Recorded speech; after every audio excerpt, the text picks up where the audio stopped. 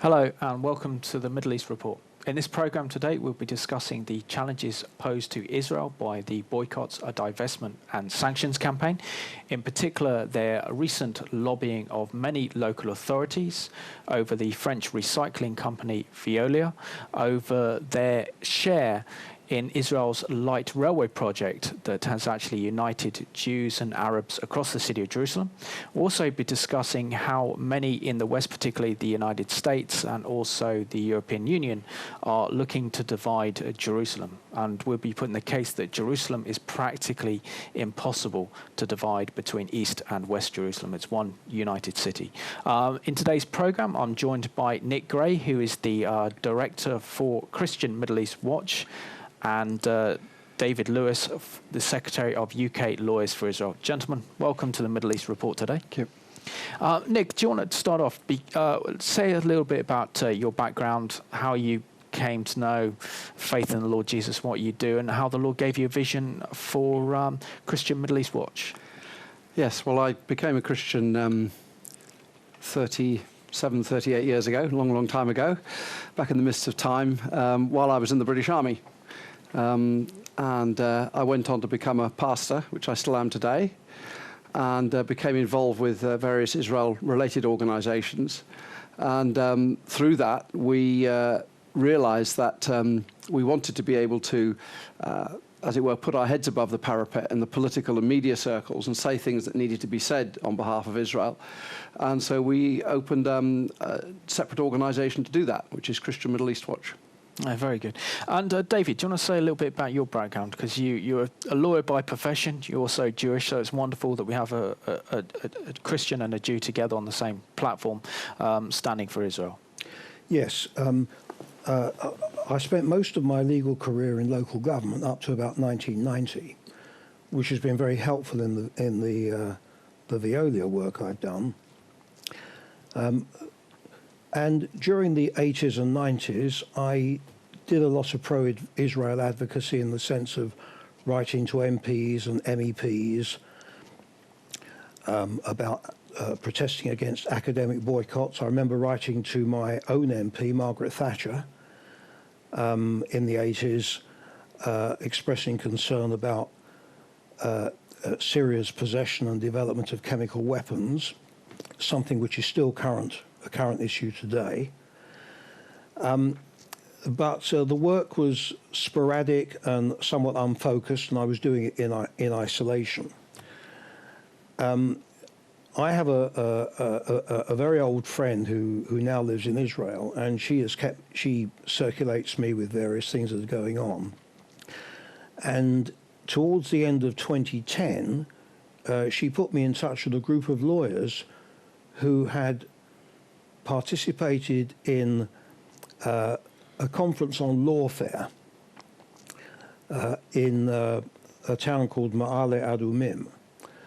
And this group of lawyers had come back from the conference determined to set something up in the UK, and I joined this group. Eventually we formed a committee, and I was on that committee. They asked me to draft the constitution for the organisation, which was to be called and is called UK Lawyers for Israel. And in June of 2011, we officially started, and I became a committee member and the secretary. And Nick, do you want to describe how you two met and how you two are cooperating on behalf of Israel?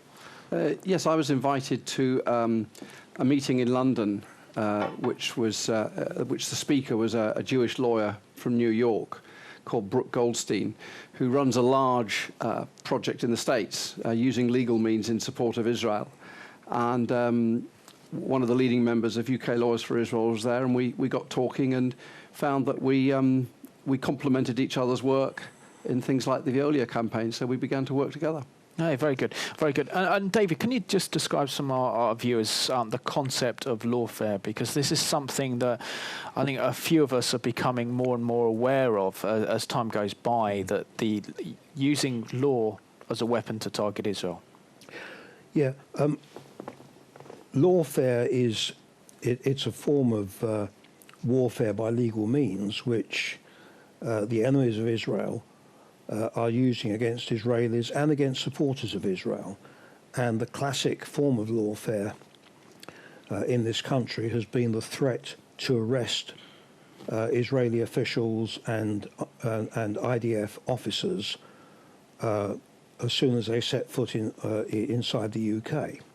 Now, that was quite successful as a threat, and did prevent some important politicians and generals from coming here. It's much less of a threat now because these arrest warrants require the consent of the Director of Public Prosecutions. So while the law has yet to be fully tested, that has ceased to be the main problem.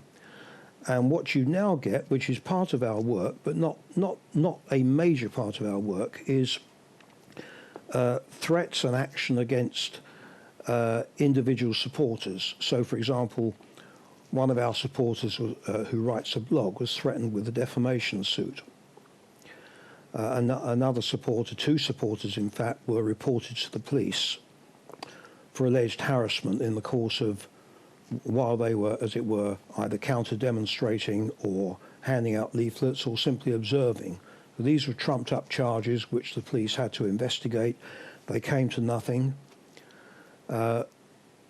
We help these people who are victimized in this way, and in every case we've managed to make it go away.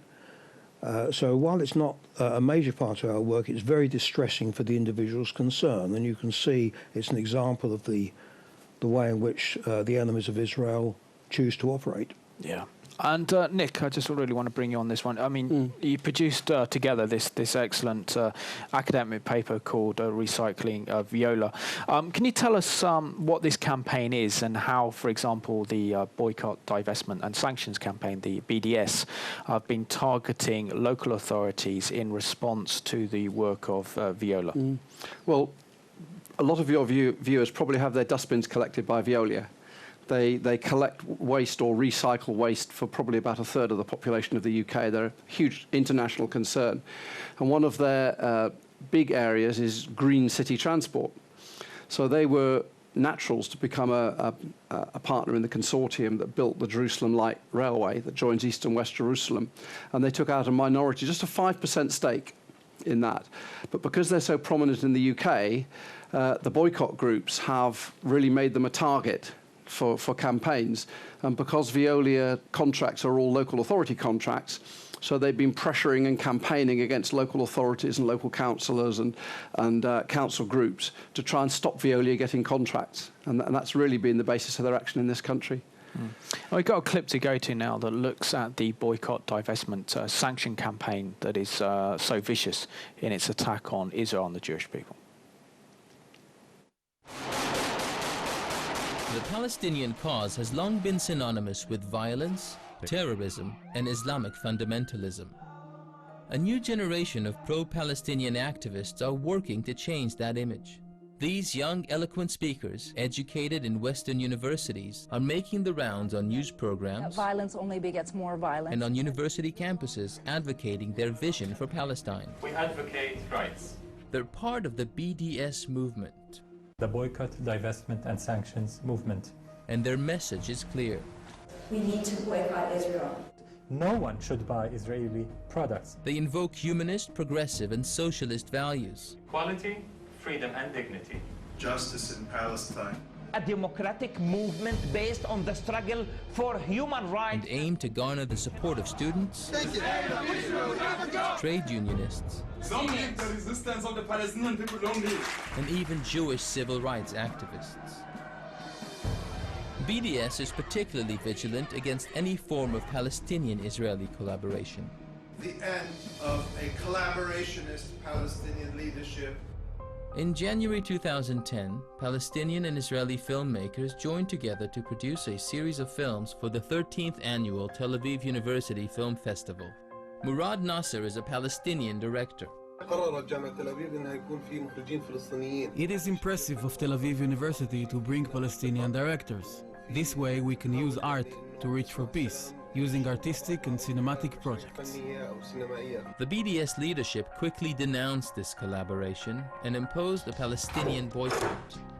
In 2008, the Palestinian and Israeli trade unions signed a historic cooperation agreement. Shahar Saeed, General Secretary of the Palestinian Trade Union, praised the agreement for promoting the rights of Palestinian workers. BDS leadership, however, was outraged. I don't understand in the TUC how we continue to associate ourselves with... Saeed was promptly forced to retract his statements and denounced any possible cooperation. Palestinian Al-Quds University signed a statement of academic collaboration with Israel's Hebrew University, committing to a pursuit of knowledge through cooperation rather than boycotts. Al-Quds University President Sari Nusseibeh explains. It's very important, in fact, to create tolerance, pluralism, the ability to listen to the other, and this can be done through this kind of education. Yet last year, under pressure from the BDS movement, sever your collaborations, do not go to academic meetings, do not... The university's board severed all ties with Israeli academic institutions. Maybe the only way to get at peace is through having cooperation. It's extremely important an institutional boycott of Israeli academic and cultural institutions. Incidentally, Omar is a student at Tel Aviv University. The moderates, Israelis, Palestinians, doctors, academics, artists, and peace activists, are in fact the principal victims of this self-labeled progressive social movement. What is it about Israeli-Palestinian collaboration that so threatens BDS? Moderates have been working towards a peaceful solution to the conflict since the 90s, under the guidelines of the widely accepted two-state solution. The only resolution is for the aspirations of both sides to be met through two states, where Israelis and Palestinians each live in peace and security. Cet accord permettra aux deux peuples de vivre côte à côte dans la paix et la sécurité. A two-state solution. That's the only solution to this issue. Two states, where Israelis and Palestinians each live in peace and security. I clearly do not buy into the two-state solution. I clearly do not buy into the two-state solution. The two-state solution, as typically expressed, is nothing more than a last-ditch plan to save Zionism. So BDS isn't about peaceful coexistence or ending the occupation. If the occupation ends, let's say, would that end your call for BDS? No, it wouldn't. No. BDS moves beyond ending occupation to place demands for what they term the right of return, the relocation of millions of Palestinians from around the world into Israel. This is the most basic, fundamental right that we cannot negotiate away. This is something that we cannot compromise on. The right of return would extinguish Israel as a Jewish state, and that's not an option. This implication is not lost on Barghouti. If the refugees were to return, you would not have a two-state solution. You'll have a Palestine next to a Palestine, rather than a Palestine next to Israel. Yes, a one-state solution means the end of Zionism. Or as BDS activist Ronnie Casserels puts it, BDS will help bring about the defeat of Zionist Israel and victory for Palestine. These statements irrevocably shatter the veneer of progressive liberal language to reveal the true nature of BDS, a venomous, deceitful, anti-peace, anti-coexistence movement that will settle for nothing short of the annihilation of the Jewish state. We don't get fooled again.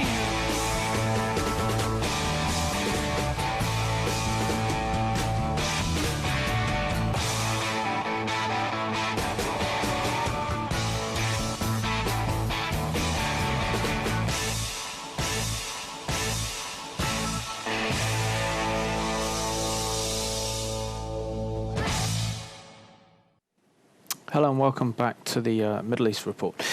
David, just looking through that clip, we saw the damaging impact that the boycotts, divestment, sanctions campaigns having upon Israel and their particular current plan and lobbying so many local authorities in terms of Viola. Can you tell us about their involvement with Israel's light railway project?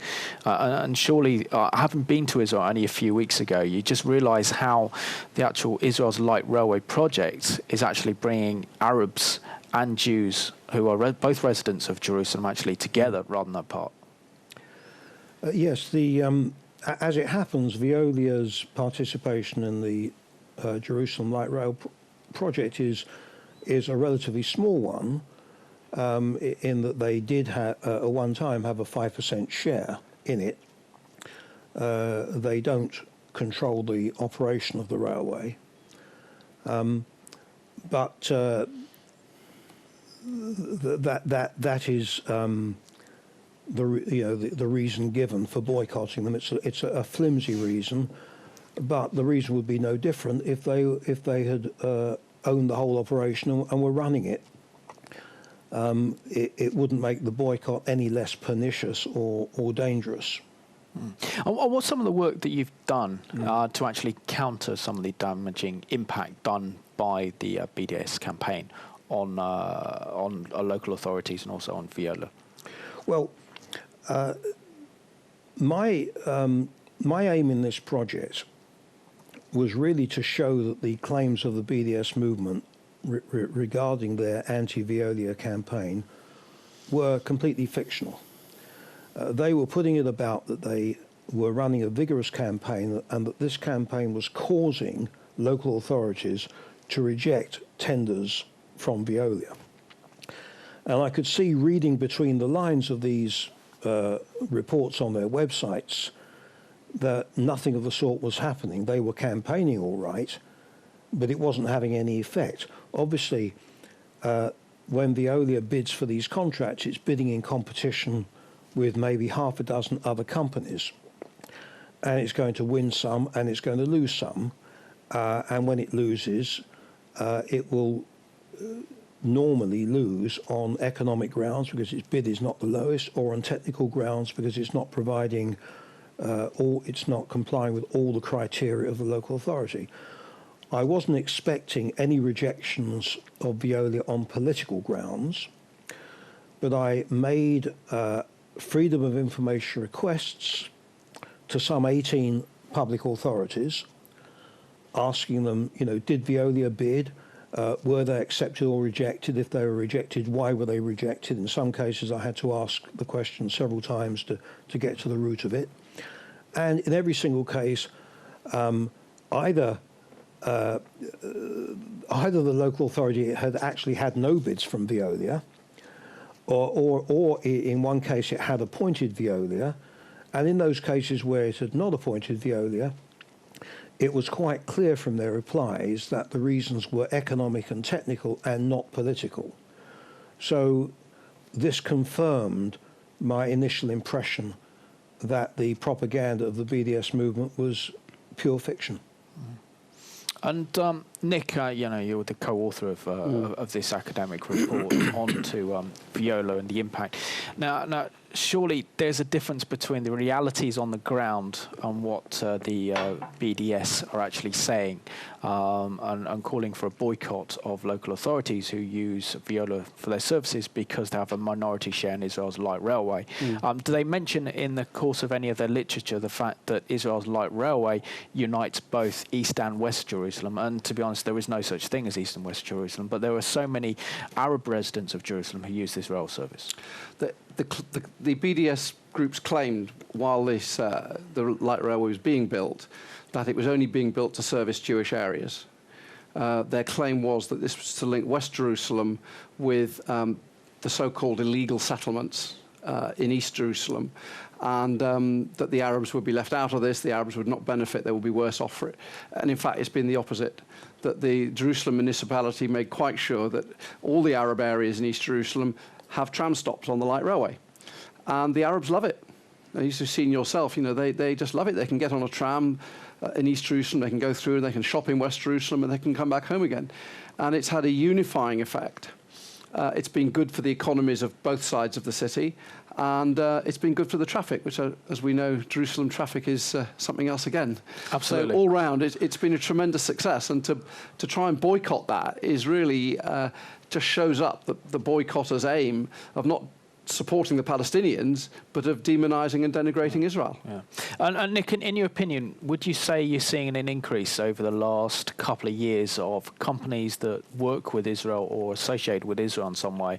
I mean, we're seeing probably the biggest one was Co-op this year, extending a boycott against Israeli agricultural companies based in Judea and Samaria, and also those Israeli companies that work with what they term as Jewish settlers. Yeah, I think they're trying every way they can to somehow get at Israel. And they aim at produce that comes from the settlements. And what's actually happening is that Palestinians are working in the settlements alongside the Jewish settlers. And so they're actually harming the Palestinians themselves in making these boycott efforts. And David, can you tell us what's the reaction of the Jewish community here? You know, Co-op is one big name. When I mentioned Co-op earlier, just now, about the impact that has, because I mean, the majority of us have a Co-op near to our house, and when we see that, we identify the extent of the boycott against Israeli goods. And in this case, so many of our local councils and authorities use Veolia Recycling Company, the French company, and many who just look out from our windows during bin collections will realise the extent of the local authority use of this company. What impact is it having upon the Jewish community? Well, there's a great deal of resentment about the Co-op boycott. It's a very different kettle of fish from Veolia, and the reason being that local authorities are highly regulated and subject to a much wider and direct form of democratic control than the Co-op is.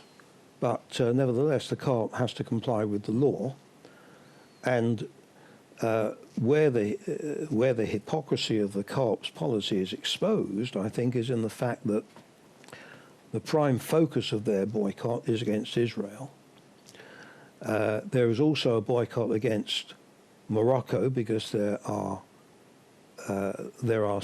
Moroccan settlements in Western Sahara, although I don't think they have a big economic impact on anyone. They, of course, the Morocco situation is a fig leaf to disguise the true thrust of the Co-op boycott, which is anti-Israel.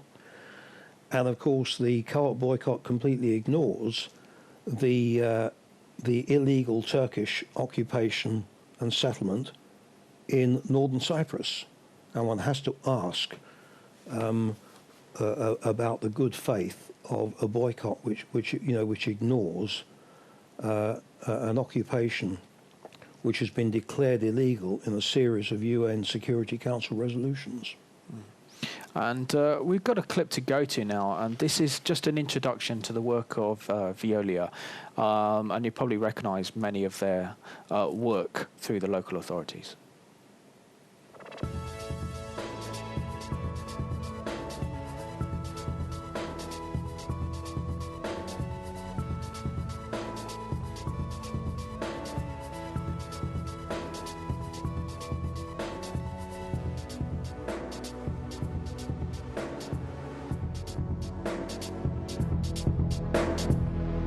Our name is seen by millions of people across the UK every day. But why choose Veolia? Well, 18 months ago, we went down the road of asking our existing clients that very question. And they told us it was down to our service delivery, our value, and our professionalism. But at Veolia, we should never be complacent. So we've now put the very same question to our brand new customers, just to make sure we are getting things right. Reducing mess on the day of collection was a key issue for us, and one thing that Veolia did was listen to what we wanted and just didn't give us the same old story, oh, we'll see what we can do, or we'll do our best. They came up with this, what we call a slave bin service. We believe that the private sector offers a better buying power to the district councils than two small districts can ever do. From the feedback we get from local authorities, they value our quality, our depth of knowledge, and really the fact that we work as partners, and that's I think our key differentiator. When we at Wire were looking for a new contractor, there was two specific items we needed in that contract. That was price and then quality. The price aspect was 60% and the quality was 40%. In fairness, Veolia didn't meet the price. There were some lower bids, but the quality far exceeded anybody else. And that was one of the reasons when we did the bid overall that Veolia came out on top. Veolia had stood out from their competitors, particularly in understanding the partnership arrangements we were trying to create between the two district councils. In terms of the partnership between Dover, Shetway and Kent, we were looking to introduce food waste collections to the district. Veolia came forward with a solution that used specialist vehicles with twin backs, and that was a key element in the choice of Veolia. Quality and flexibility. We believe that Veolia can give us the quality that our customers deserve. I believe Veolia Environmental Services is best placed to serve the local authority market in the UK. We've got vast experience. We've got really talented young people coming into the business. We encourage young people, bringing innovation, new ideas, new thinking. Here at Wire, we believe that the customer is king. We want to provide the best services we can for the customer. The waste contract touches every household. Everybody has waste collection and rubbish recycling. Veolia came in, and we believe that with them as a partner, we can provide the best service for our customers.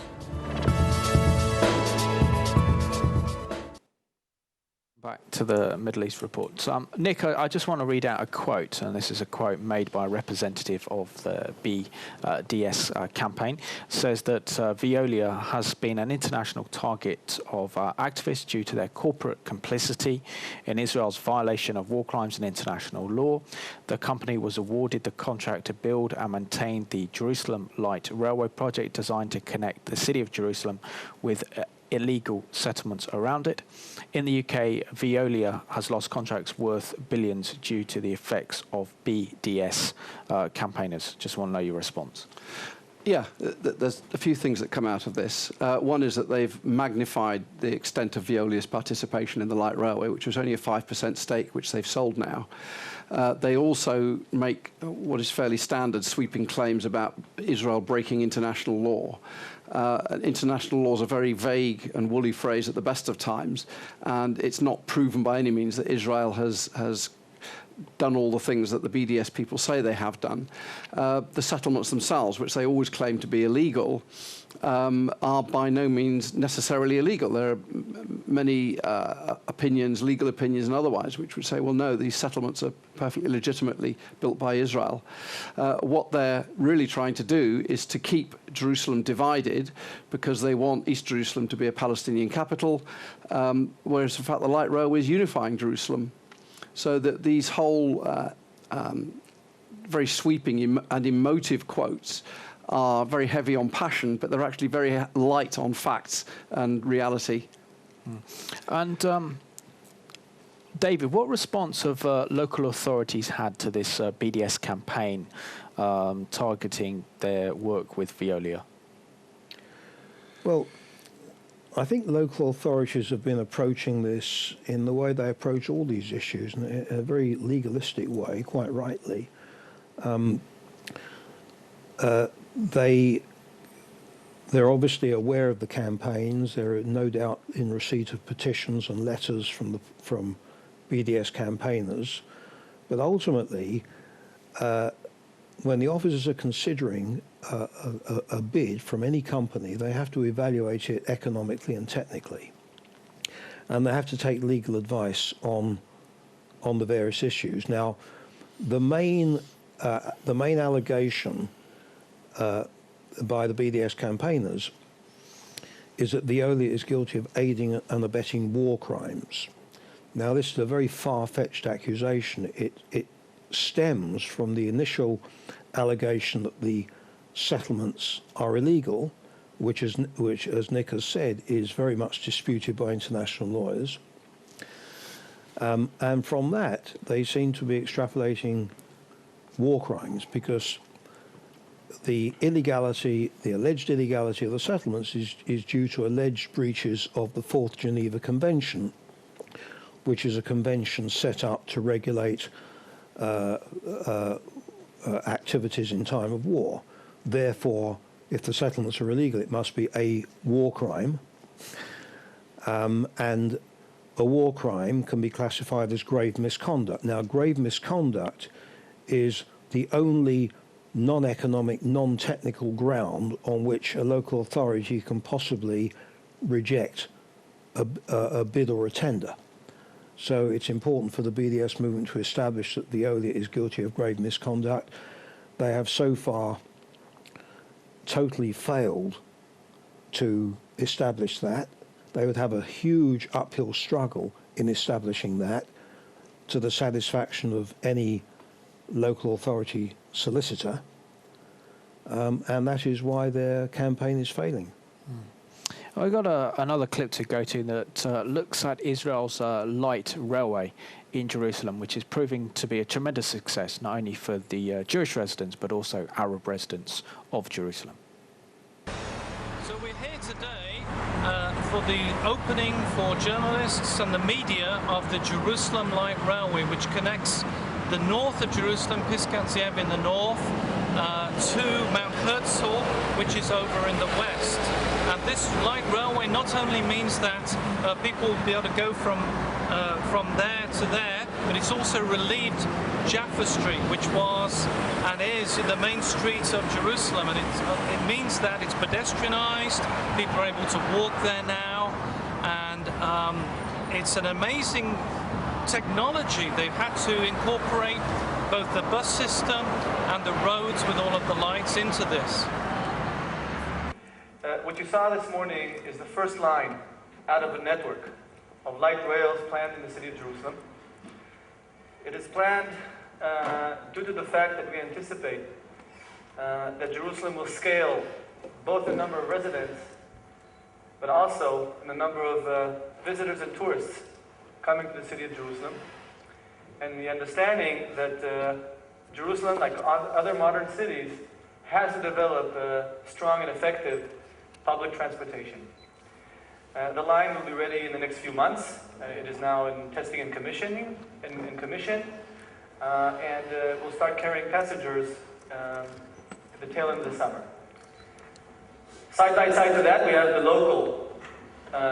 two local network of public transportation, Egged, and the one in East Jerusalem. All of these systems will integrate into one ticketing, one smart card, that any resident in the city of Jerusalem, from any source to any destination, can use this smart card, get on a bus, hop on the train, switch to another bus from all the different public transportation methodologies, and actually enjoy relatively smooth ticketing process that optimizes the ability for people to move from any source in the city to any destination. Naturally, we anticipate that to launch it, like any launch, we may have some unexpected local problems. I'm sure that within a few months we'll be able to sort them out. We're already very, very happy to see the new baby, the light rail, roll out in Jerusalem.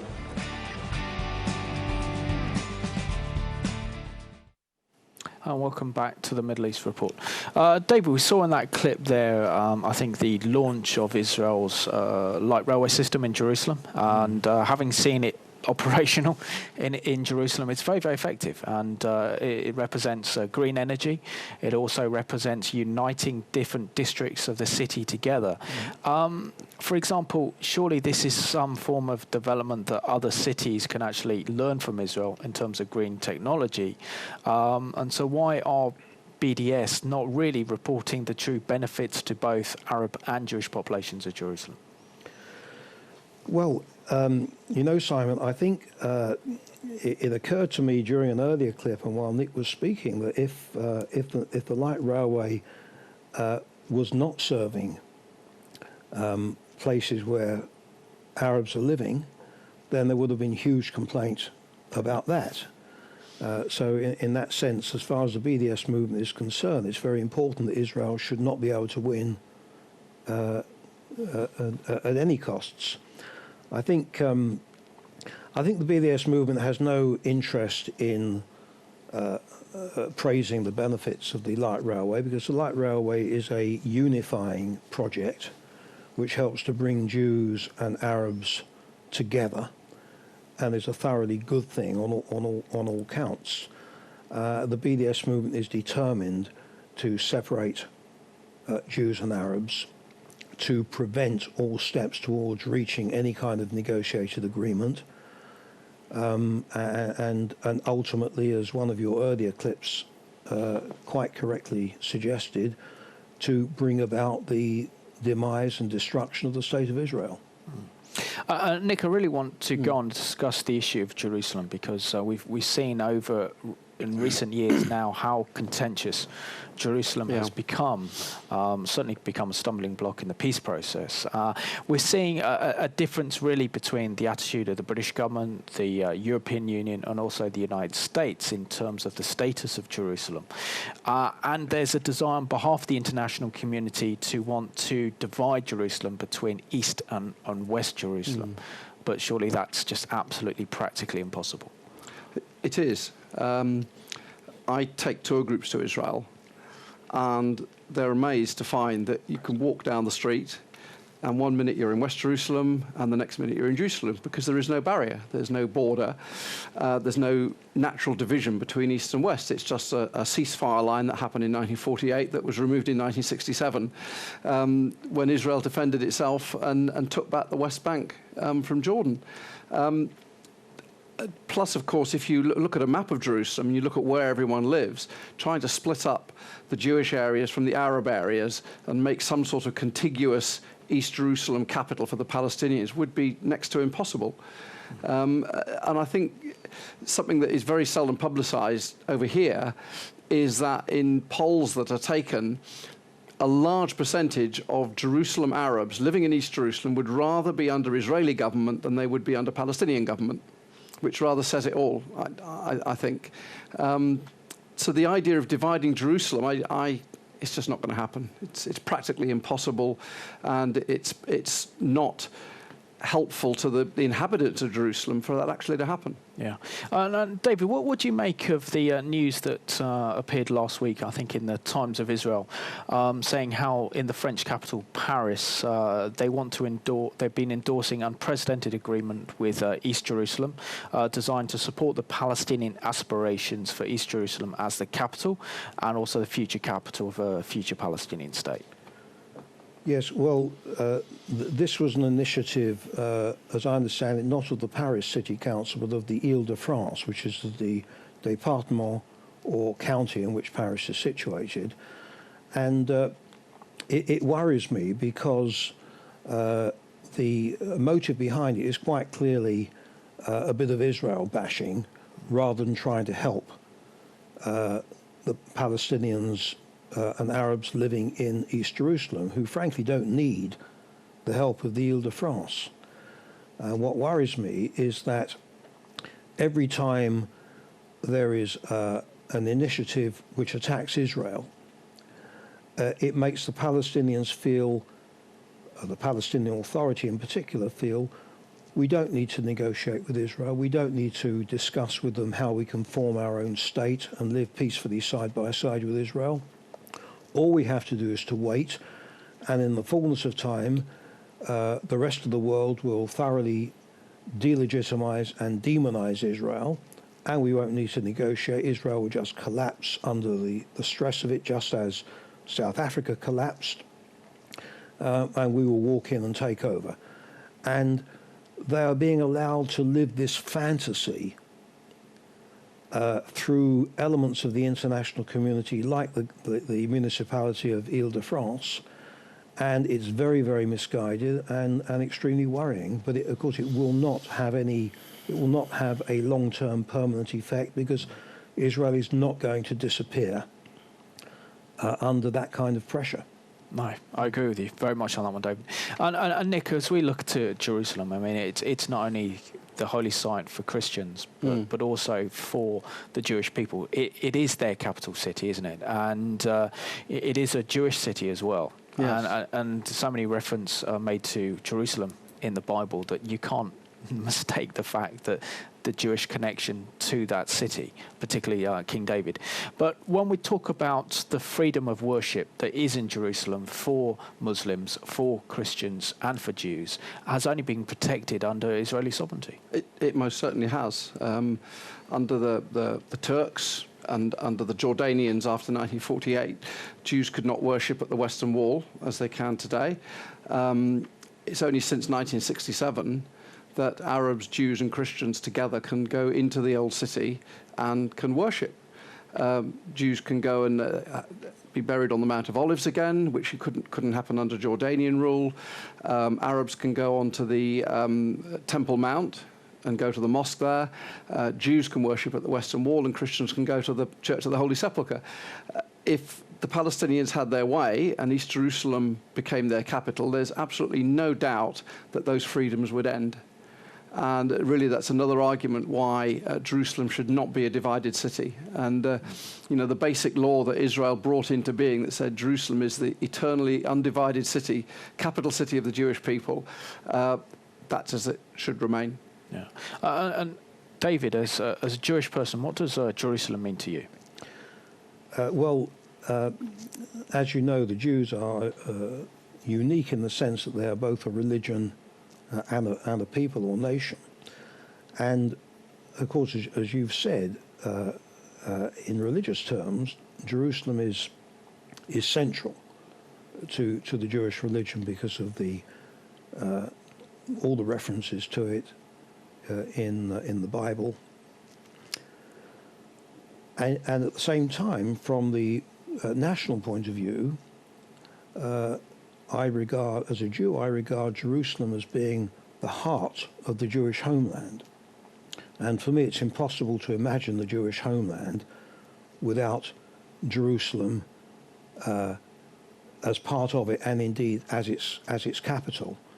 So, to me, Jerusalem is a city which can never be divided again, and must always remain as part of the Jewish homeland.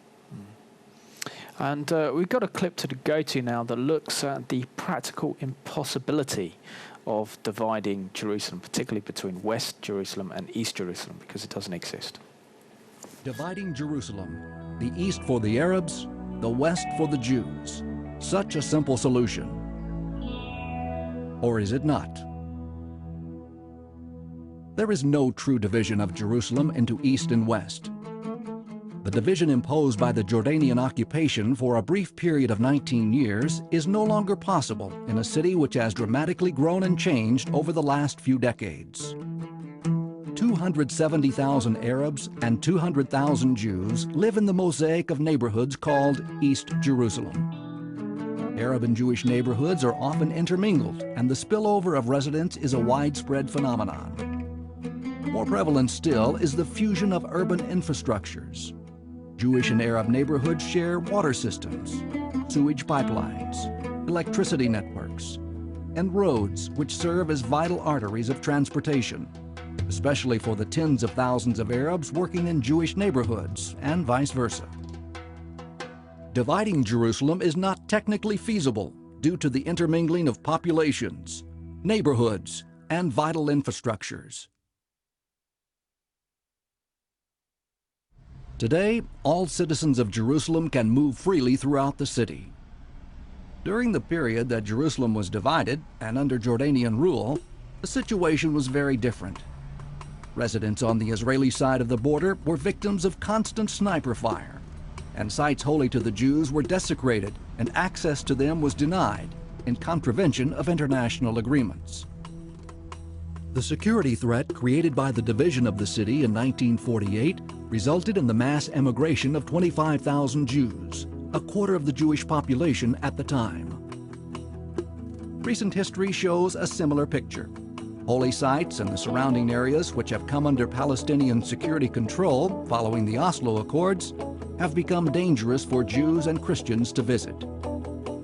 The constant attacks on the Gilo neighborhood from Beit Jala, a Palestinian town 1,000 feet away, demonstrated the genuine threat to human life. Neighborhoods that are only tens of feet away would be exposed to even more effective gunfire. A division of Jerusalem would risk the lives of those living close to the border and infringe on the freedom of religion of Jews and Christians.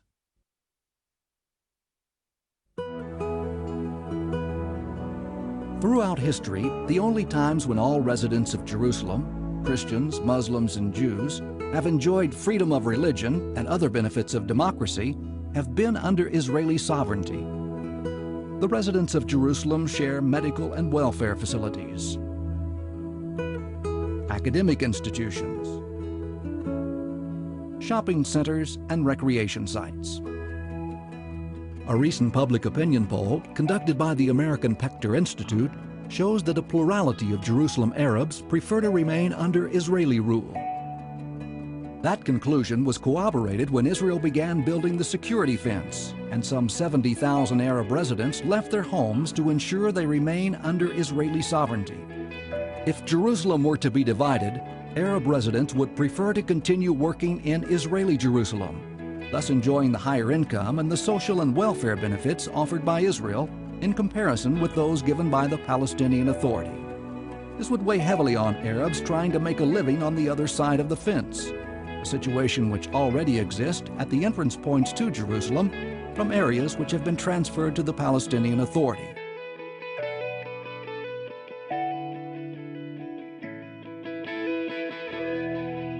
Hundreds of plans for dividing Jerusalem have been suggested. They all failed in the face of reality. A division of Jerusalem is technically impossible. It is dangerous, unnecessary, and objected to by a majority of the city's residents, Arabs and Jews. Hello and welcome back to the Middle East Report. Gentlemen, sadly we've run out of time. But I think it illustrates very much with the clip we just shown the importance and significance that Jerusalem remains a united city, and however much the European Union or the United States or the British government want to divide Jerusalem between East and West Jerusalem, that's an impossibility. So I just want to thank you very much for joining me on today's programme. And I want to thank you all for watching the Middle East Report. We're discussing here the importance of the city and the significance of Jerusalem as the Jewish capital. And as Christians, we have a duty to defend Jerusalem. And the best way to defend Jerusalem is to continue to pressure our governments to accept that Jewish sovereignty is the answer to the issue of Jerusalem. That under Jerusalem, under Israeli sovereignty of Jerusalem, for example, there is freedom of worship for Jews, Christians, and Muslims. So we're going to leave you with this song now called Jerusalem Shel Zahav, the Jerusalem City of Gold.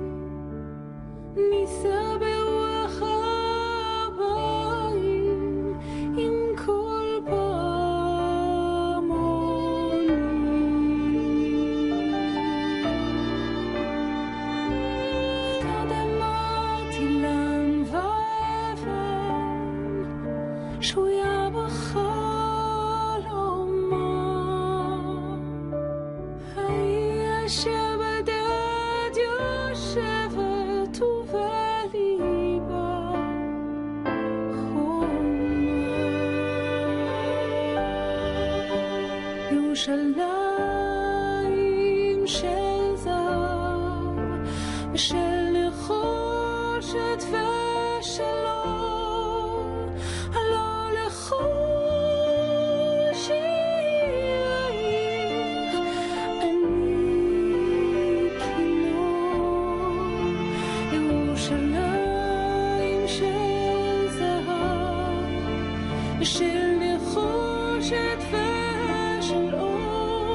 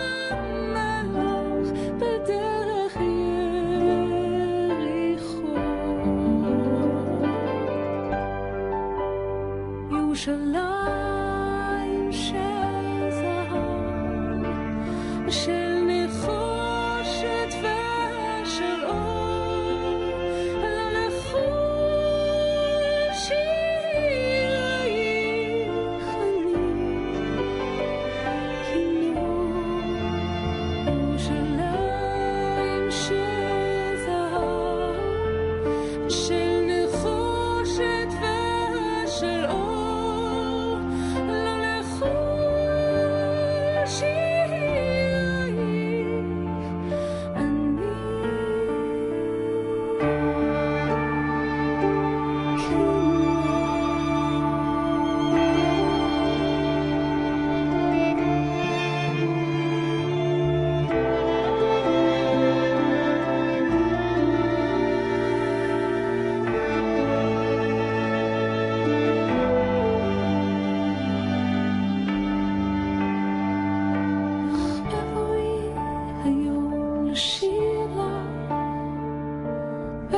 לקשור תרים, קטונתי מצעיר בנייך ומאחרון המשוררים,